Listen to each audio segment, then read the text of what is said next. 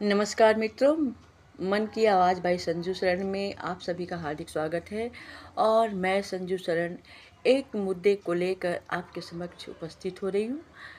हमारे समाज में बहुत सारे मुद्दे हैं, आर्थिक, सामाजिक, राजनीतिक मुद्दे।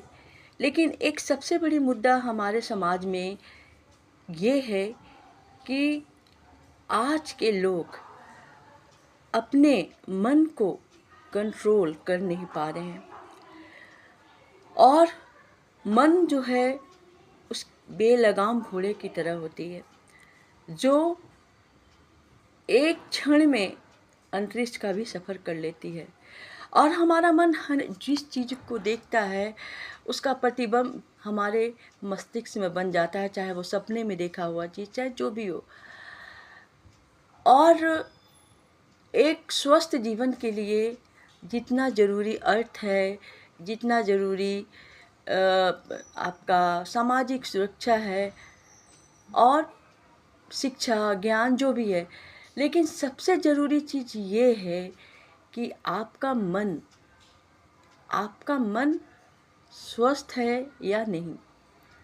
आप अपने मन में किन किन विचारधाराओं को लेकर जी रहे हैं। कहीं आप दोहरा चरित्र तो नहीं जी रहे हैं। आप अपने अंदर एक अलग व्यक्तित्व को पनपने तो नहीं दे रहे हैं।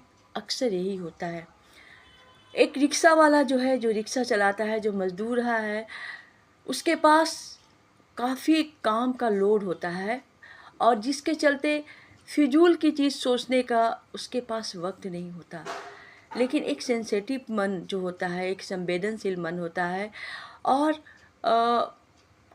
बहुत सारी चीज़ जो इंसान होते हैं वो बहुत सारी परेशानियों से दुखी होते हैं, खुश होते हैं।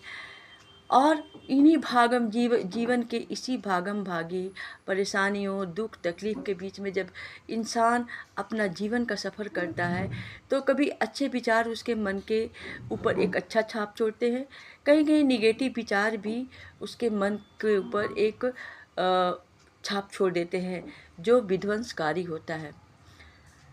आज हमारे समाज में अंधविश्वास, हमारी धार्मिक मान्यताएं और बहुत सारी चीज़ें ऐसे हैं।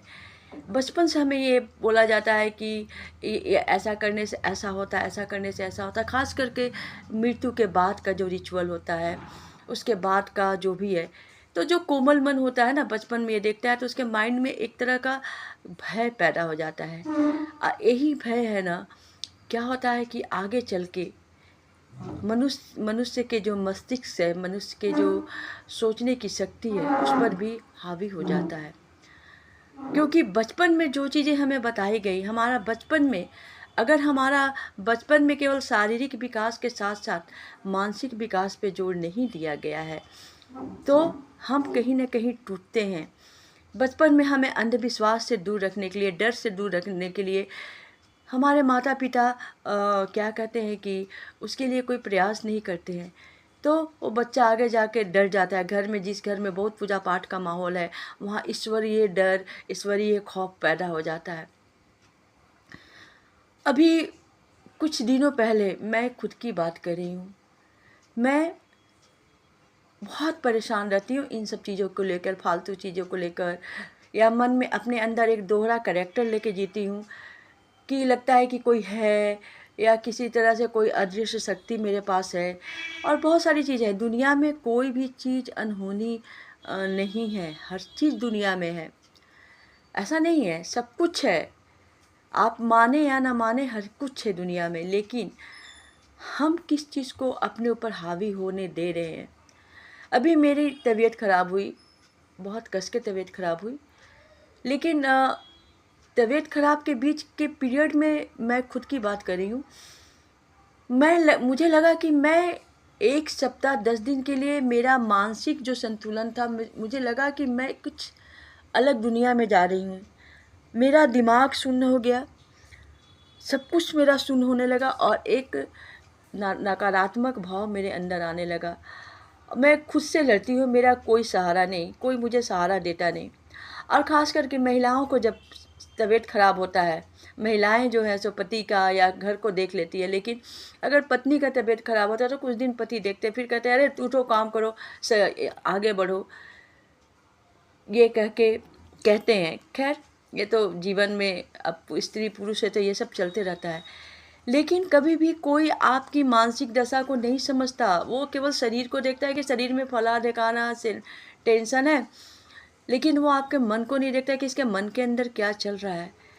तो अगर आप इन चीज़ों को लेकर डरे हुए हैं, बहुत सारी चीज़ें आपके जीवन में घटती है, हमारे जीवन में घटती है, कुछ लौकिक कुछ अलौकिक घटनाएं, बहुत सा चीज़ है जिससे हम जूझते हैं। कहीं ना कहीं हमारे दिमाग पे हम लोगों के अचेतन मन में वो बातें रहती है, जिसका परिणाम ये होता है कि जब हम सोते हैं तो भयानक सपना देखते हैं, बहुत सारी चीज़ें हैं हम महसूस करते हैं। एक्चुअली हमारा मन अपने वश में नहीं होता, यही वजह से होता है। तो मेरा कहना है कि आप अपने मन को वश में कीजिए और अपने मन पे कंट्रोल कीजिए। मन को कंट्रोल करना, माइंड को कंट्रोल करना, किसी बड़े युद्ध, अपने पर विजय पाना बहुत ज़रूरी है, क्योंकि अगर आप अपने मन पे विजय नहीं पाइएगा तो आप हार जाइएगा, टूट जाइएगा, फिर पागल खाना जाइएगा।